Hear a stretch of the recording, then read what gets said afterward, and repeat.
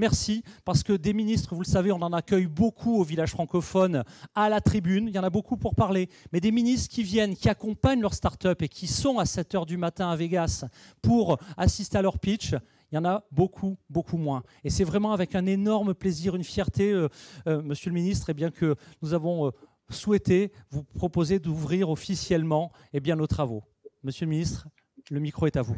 Alors, merci beaucoup, Monsieur Cardot. Toujours un plaisir de vous entendre. Ça a été mieux de se voir en personne, comme l'année dernière, mais on va faire avec ce qu'on a. Alors, j'aimerais aussi, je pense, saluer la présence d'autres ministres. Je comprends que M. Alain Griset, ministre délégué auprès du ministre de l'Économie, des Finances et de la Relance, est présent avec nous. La France, je pense que M. Willy Borsus, le vice-président de la Wallonie, ministre de l'Économie, du Commerce extérieur, de la Recherche et de l'Innovation est aussi présent avec nous. Et M. Ali Kouli, le ministre de l'Économie, des Finances et de l'appui à l'investissement en Tunisie. Alors, mesdames, messieurs, bonjour. Bienvenue à l'ouverture du village francophone du CES 2021. Même si cette année, c'est un salon virtuel, CES demeure un incontournable. Nous l'avons constaté au cours de la dernière année, les entreprises ont dû se réinventer, innover. Faire ces modifications manuellement, ça pose. Oui, je vais demander à d'autres studios connectés d'avoir la gentillesse de couper leur mute. Pardon, on apprend une nouvelle grammaire, Monsieur le Ministre, à se connecter entre 19 pays, et c'est vrai que c'est vraiment un apprentissage. Pardon, le micro est à vous, Monsieur le Ministre. On va espérer qu'au CES, on va découvrir d'autres façons de communiquer qui vont être plus efficientes. On a tous appris durement en l'année 2020. Alors, je disais, on a constaté au cours de la dernière année que les entreprises ont dû se réinventer, ont dû innover pour limiter les effets de la pandémie sur leurs affaires. CES, c'est aussi une occasion en or pour nos entrepreneurs d'accroître leur visibilité, de décrocher de nouveaux contrats et de nouer des partenariats d'affaires, particulièrement dans la grande famille francophone. L'événement donne lieu d'année en année à des belles opportunités de collaboration dans la zone francophone que nous inaugurons ce matin. Notre communauté peut être fière de se positionner comme chef de file dans des domaines comme l'intelligence artificielle, la valorisation des données, le transport intelligent, l'optique photonique, les jeux vidéo et les effets spéciaux. Le partage de cette langue commune nous ouvre des portes sur plusieurs continents, nous donne l'occasion de tisser des liens économiques très solides. Permettez-moi aussi de parler du Québec comme la porte d'entrée par excellence pour accéder au marché nord-américain. En plus d'être la seule province du Canada à avoir le français comme langue officielle, le Québec compte parmi ses atouts un environnement d'affaires solide et dynamique, des coûts d'exploitation concurrentiels, et des infrastructures de transport et de logistique modernes. Par exemple, le port de Montréal offre un accès à 110 millions de consommateurs et constitue la route directe la plus courte entre le cœur industriel de l'Amérique du Nord, de l'Europe, et qui fait du Québec une plaque tournante de commerce transatlantique. Le Québec bénéficie en plus d'un environnement commercial dynamique grâce aux différents accords de libre-échange conçus ou conclus par le Canada au cours des dernières années.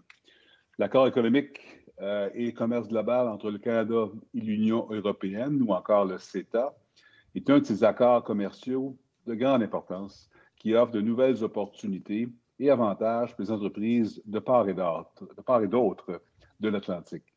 Le nouvel accord Canada, États-Unis, Mexique garantit aussi aux entreprises présentes au Québec, peu importe leur provenance, un accès privilégié au marché américain. Il s'agit d'un argument de taille pour les entreprises francophones d'Europe ou d'ailleurs qui souhaitent s'implanter partout en Amérique du Nord. En plus de ces deux accords majeurs, les entreprises établies au Québec bénéficient d'un accord privilégié au marché de nombreux pays dans la zone Asie-Pacifique grâce au partenariat stratégique et à l'accord avec la Corée du Sud. Ces nombreux atouts économiques nous ont permis de construire des relations d'affaires durables avec les autres membres de la francophonie et plus particulièrement avec les Européens. Aujourd'hui, l'Europe est notre deuxième plus grand partenaire commercial et une source de collaboration majeure dans les domaines de pointe. Je veux souligner les liens étroits qui nous unissent entre autres dans le secteur aérospatial. Un exemple concret de cette collaboration, il est la mise en œuvre d'un important projet franco-québécois, le projet DEL, Dependable and Explainable Learning, qui permet d'améliorer l'application de l'apprentissage automatique afin de répondre aux problèmes complexes de l'industrie aérospatiale. Cette initiative regroupe en fait une vingtaine d'équipes de recherche issues d'universités québécoises et implique des collaborations internationales, entre autres avec l'Institut de recherche technologique de Saint-Exupéry et plusieurs autres fleurons industriels. Mentionnons également l'entente entre le gouvernement du Québec et Airbus, qui a permis de poursuivre le développement et la production du A220 au Québec et de maintenir les emplois qui y sont liés. Je pense aussi à la collaboration entre Pratt & Whitney Canada et Dassault Aviation, qui a fait en sorte qu'un moteur fabriqué au Québec équipe le nouveau jet d'affaires Falcon 6X, et je pourrais mentionner d'autres exemples.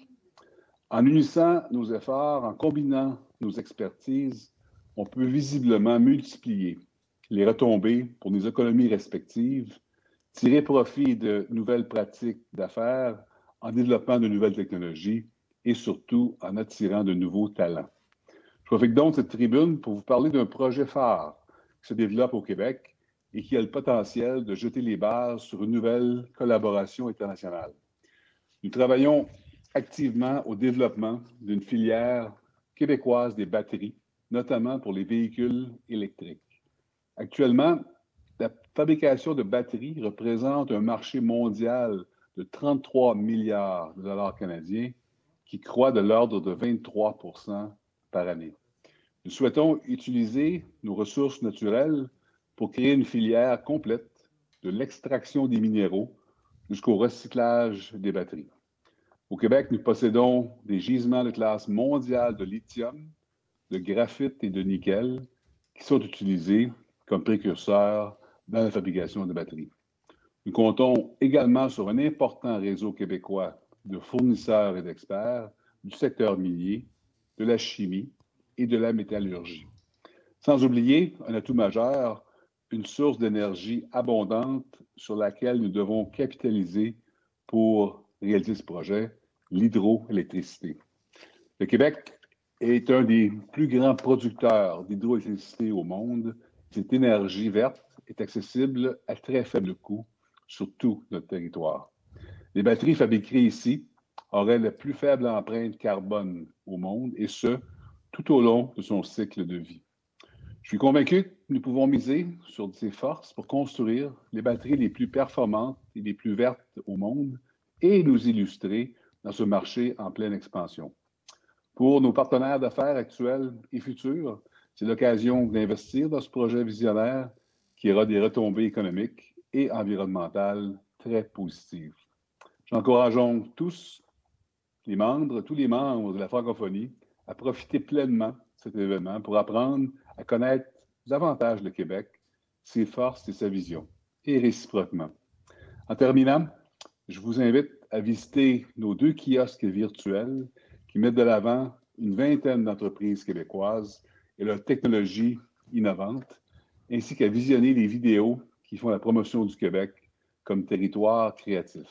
Je souhaite donc un bon CES et des échanges fructueux et au plaisir de se voir physiquement l'année prochaine. Merci. Un grand merci. Alors là aussi, une autre frustration, c'est qu'évidemment, en général, on applaudit à un ministre, et là, on est dans une salle, on est quelques-uns. Mais je pense que vraiment, cet exemple, il illustre parfaitement voilà, un domaine d'innovation, monsieur le ministre. Et puis derrière, nous, les réseaux francophones, les régions francophones, les territoires francophones, qui ont créé des collectifs avec des distributeurs, des intégrateurs technologiques, qui n'attendent qu'une chose, ces batteries avec des bactéries dont on parle, elles soient disponibles pour qu'on les accélère. De même qu'on sait déjà, monsieur le ministre, que certains acteurs sur votre territoire accélèrent les startups les plus innovantes de toute la francophonie économique et digitale. Mille merci. Je sais que vous avez un agenda énorme. Vous avez su trouver un créneau pour être avec nous. Merci du fond du cœur. Alors, Denis Thuriot, le fondateur, avant de vous laisser, je sais que vous avez un agenda très contraint, mais Denis Thuriot, le maire de Nevers, le président de l'agglomération de Nevers, est pour moi, très égoïstement, également le président, le fondateur du collectif Smart City pour des villes qui sont parfois médianes, parfois des métropoles, est avec nous. Avant de laisser le ministre Fitzgibbon retourner à un agenda extrêmement chargé, bien, Denis Thuriot, y a-t-il une question ou un petit mot que vous souhaitiez adresser au ministre ? Je voulais saluer Pierre Fitzgibbon. On a l'habitude maintenant de se retrouver de l'autre côté de l'Atlantique pour nous, en tout cas au CES de Las Vegas. Ce CES, nous l'avons fait grâce à Marc-Pierre Gâteau et ses équipes en virtuel pour le village francophone. Donc voilà, je suis ravi à nouveau de l'avoir écouté. Il nous avait fait la gentillesse aussi d'intervenir au CIVIM, au Sommet international d'innovation en ville médiane. Et tous ces partenariats auxquels il invite, évidemment, Nevers s'y inscrit pleinement, mais j'imagine beaucoup de villes, puisqu'aujourd'hui on va parler de la tech, Tech for City. Eh bien, nous le faisons déjà avec Shawinigan notamment, mais aussi avec le Québec plus généralement et la déléguée générale du Québec en France. Donc voilà, je suis ravi encore une fois des ouvertures qu'il peut nous apporter en termes de mobilité, en termes d'innovation et en termes de respect de l'environnement. Donc nous allons pouvoir poursuivre un partenariat déjà bien lancé et j'espère que l'an prochain on se retrouvera pour de vrai à Las Vegas. Mais merci encore une fois de son intervention. Merci, monsieur le ministre.